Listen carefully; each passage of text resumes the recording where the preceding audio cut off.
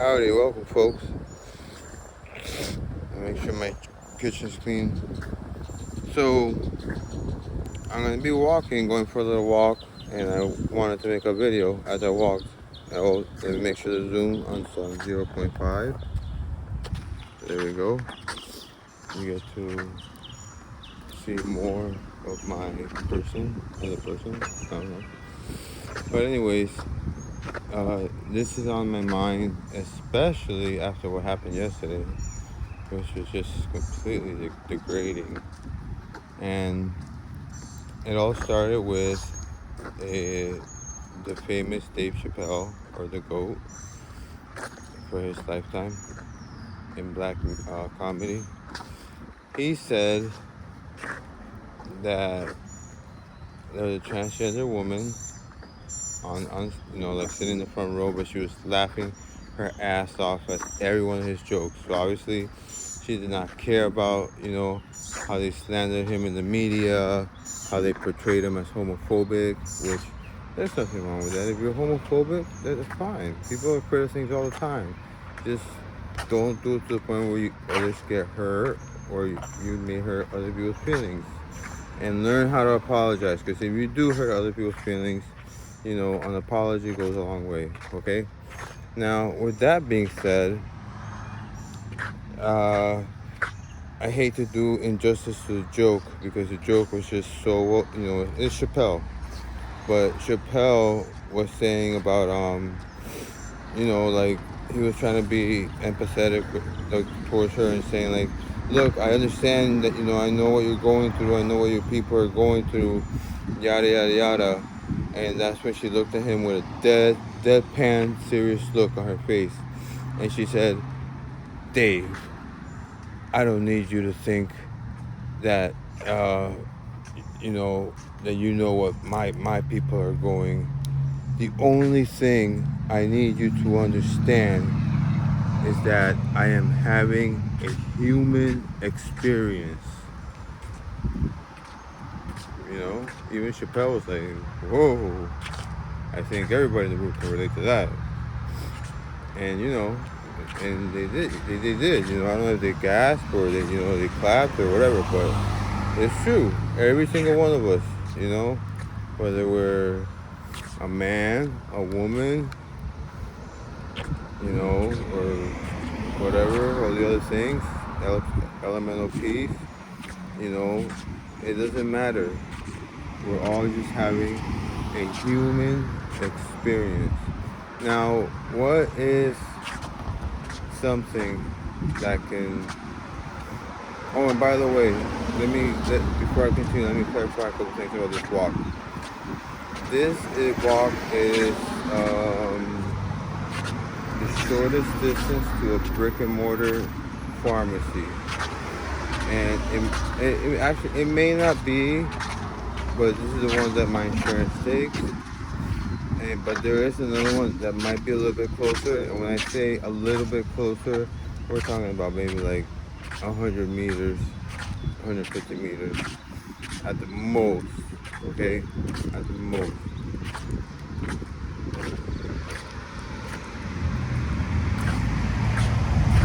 That's why I'm walking at an enjoyable pace, so that you guys can see the type of place where I live, right? I want to paint this idea for you, right? The lifestyle that is required here in Pembroke Pines. Don't get me wrong, I love Pembroke Pines. Pembroke Pines is great, especially Pembroke Lakes. And my dream home would be at the Gardens in Pembroke Lakes, right on Taft and Hiatus Road, on the southeast corner. That's where I would love to live there one day. That would be amazing. But that's besides the point. That's neither near nor there. That's wishful thinking, which is okay. Sometimes you have something to think about. And I'd rather think about something wholesome than, something that no bueno, which is bad. So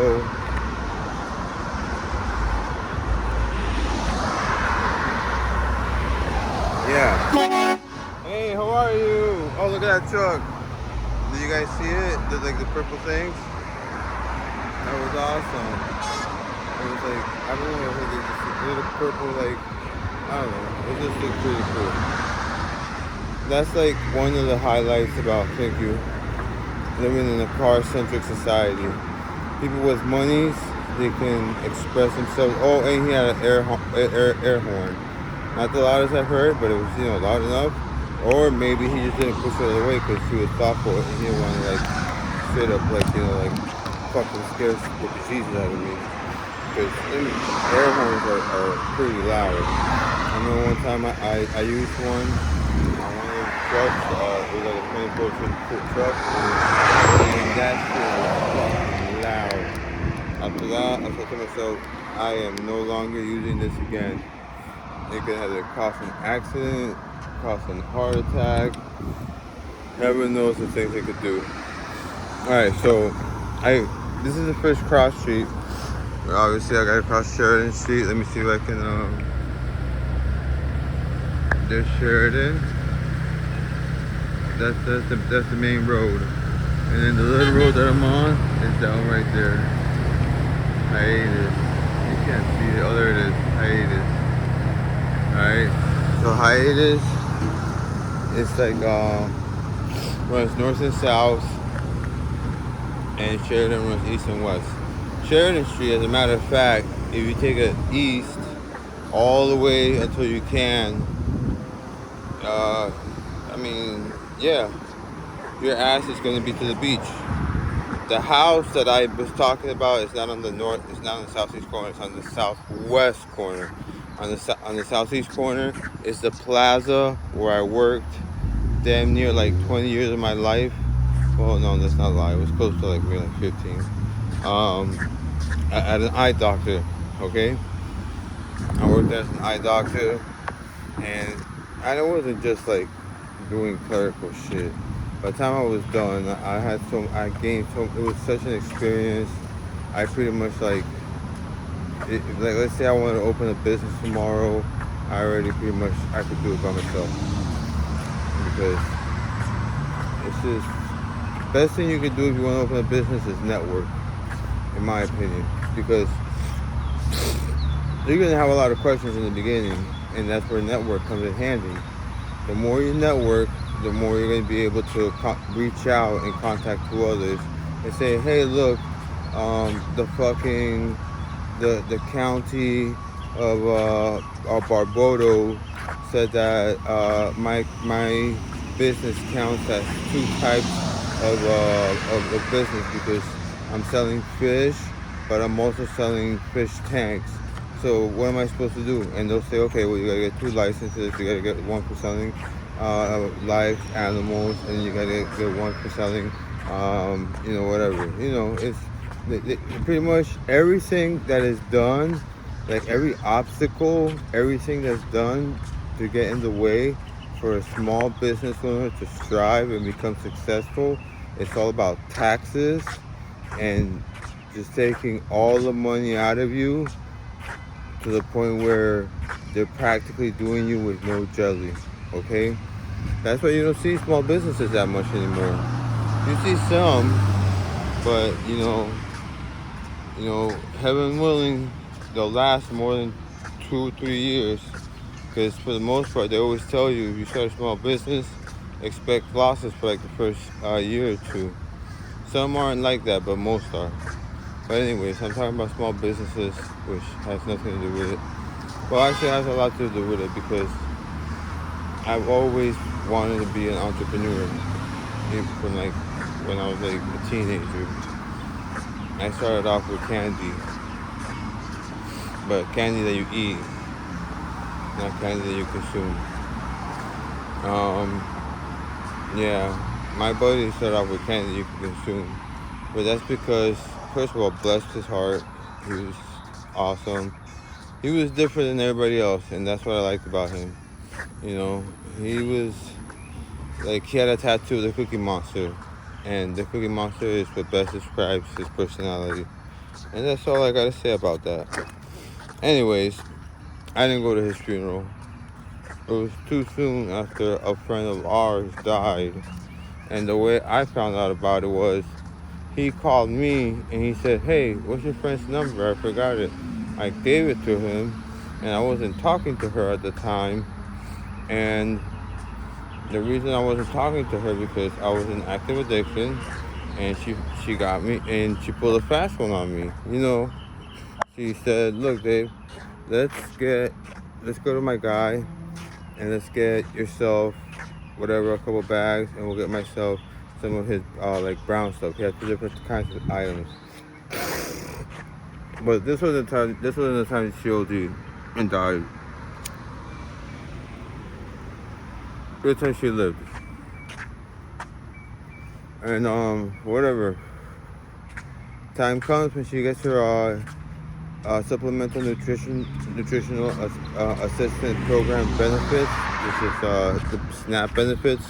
People usually just call it EBT because that's the name of the card. The card is just electronic balance transfer card, but it can be used for SNAP benefits. It can be used for cash assistance benefits. Oh, another thing I've been trying to kind of like I guess you could say experiment with. I'm kind of just walking like I own the road, because before the car was a big deal, people were the ones that were in charge of the road, and people should still be the ones that are in charge of the road. So, I mean, obviously I'm not going to talk something crazy. Some trucks doing like 60, 80 miles an hour down the road, they're not going to have no time to brake. You got to remember, some of these trucks carrying heavy things, it takes time to brake these suckers. That's why we got to go to school to get to have a commercial driver license. Because think about it, if just having a regular car is a metal box of death, imagine having a bigger metal box of death that can create so many newtons because of the force that it creates with all the weight behind it. Now that box is that's what you call a suicide vest box. The other boxes are just 9mm one-shot rounds, but not even. You get into a multi-collision crash, you can have multiple deaths with different cars. It all depends.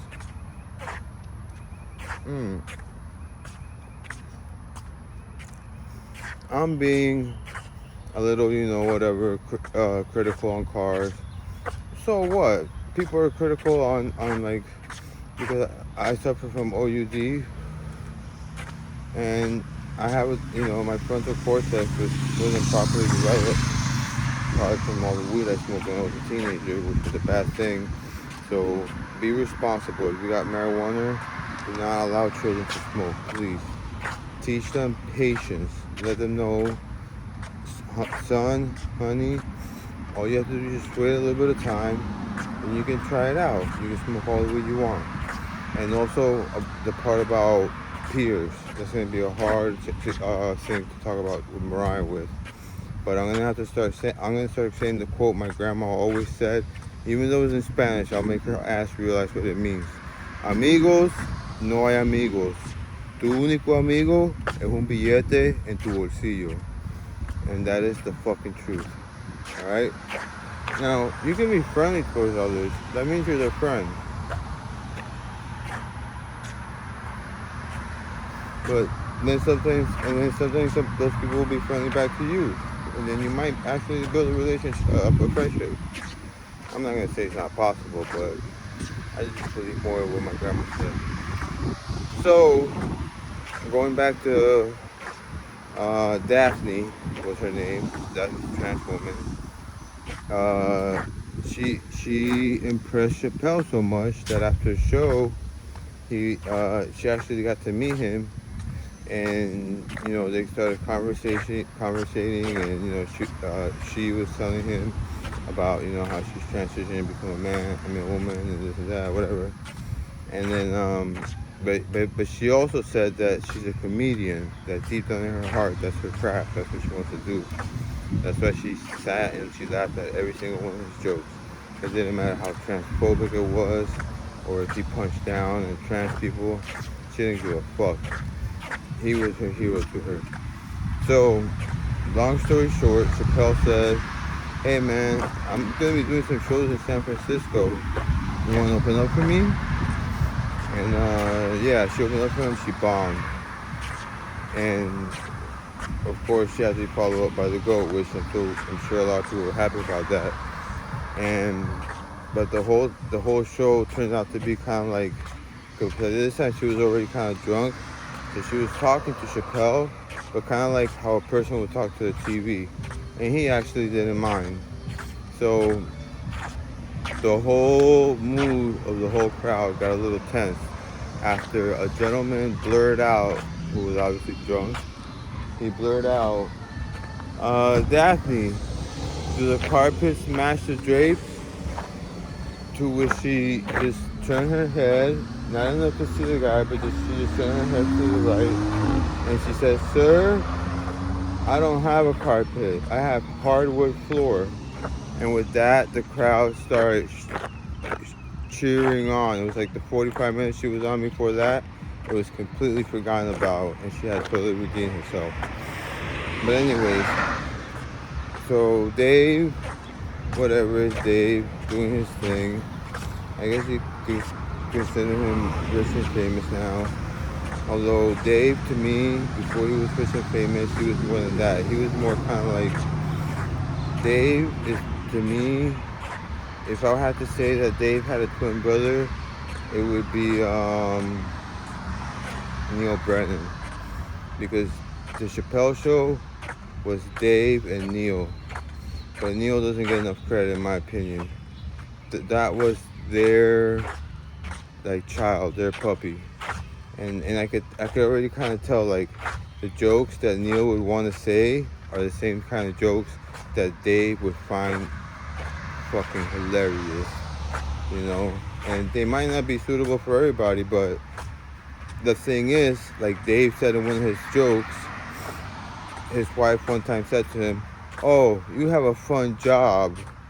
And Dave said to her, "Bitch, my job is a job. There's nothing fun about it. I'm a fun person." So that's why it worked so well. My opinion, I think Brennan wrote some of those jokes, which if any other person in the world would have delivered, they would have stank or they would have gotten canceled. But Dave delivered it, and the way he did it, it was just, it's priceless. You know what I'm saying? That's why, even though it was only 2.5 seasons, those 2.5 seasons are priceless. All right, you got so much material, so much content, and he kind of went with that Lorne Michael thing where he had a music star at the end of his show, because they do say that like comedy and music, they go hand in hand. Kind of like how Chappelle says in his special "What's in the Name," where he gave like an announcement, like an announcement speech on a TV that was being named by him, and he was saying about how he talked to this one older dude when he was going to the comedy club on Fridays to try to make a little bit of money, and he asked the guy for some